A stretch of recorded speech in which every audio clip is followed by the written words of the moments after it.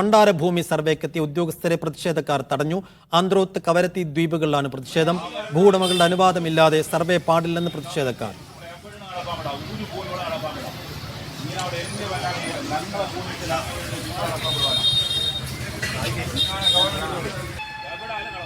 Ahmed Mojtaba വിവരങ്ങൾ നൽകും. Mojtaba, വലിയ പ്രതിഷേധം അവിടെ നിലനിൽക്കുന്നതിനിടെയാണിപ്പോൾ ഇന്ന് സർവേക്ക് ഉദ്യോഗസ്ഥരെത്തിയത്.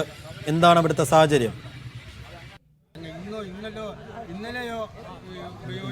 സൈഫുദ്ദീൻ, നമുക്കറിയാം കഴിഞ്ഞ കുറേ ദിവസങ്ങളായി സർവേ നടപടികളുമായി ദ്വീപ് ഭരണകൂടം മുന്നോട്ട് പോവുകയാണ്. വിവിധ ദ്വീപുകളിലെ ഡെപ്യൂട്ടി കളക്ടർമാർക്ക് ഈ സർവേ നടത്തി അതുമായി ബന്ധപ്പെട്ട ആസ്തി വിവരങ്ങളുടെ വിശദ വിവരങ്ങൾ ലഭ്യമാക്കണമെന്ന് ആവശ്യപ്പെട്ട് കഴിഞ്ഞ ദിവസമാണ് കളക്ടറുടെ ഓർഡറൊക്കെ നമ്മൾ നൽകുകയും ചെയ്തത്. എന്തായാലും ഇന്ന് രാവിലെ ഈ ആന്ത്രോത്ത് ദ്വീപിലും കവരത്തി ദ്വീപിലും സർവേക്കെത്തിയ ഉദ്യോഗസ്ഥരെ കോൺഗ്രസും നാട്ടുകാരും NCPയും ഉൾപ്പെടെയുള്ള ആളുകൾ തടഞ്ഞിരിക്കുന്നു. അവർ മുന്നോട്ട് വെക്കുന്ന പ്രധാനപ്പെട്ട ഒരു കാര്യം തങ്ങൾ വർഷങ്ങളായി അനുഭവിച്ചു വരുന്ന ഭൂമിയാണ്. ഇത് ഒരു കാരണവശാലും തങ്ങളുടെ അനുവാദമില്ലാതെ ഇവിടെ സർവേ നടത്തുകയോ ഈ ഭൂമി കൈവശപ്പെടുത്താനുള്ള നീക്കമോ അംഗീകരിക്കില്ലെന്ന് അവർ തീർത്തു പറയുകയാണ്. പ്രധാനപ്പെട്ട ഒരു കാര്യം, ആന്ത്രോത്ത് ദ്വീപിലാണ് ഒരുപക്ഷെ ഏറ്റവും കൂടുതൽ വീടുകൾ കുടിയൊഴിപ്പിക്കപ്പെടുന്നത്.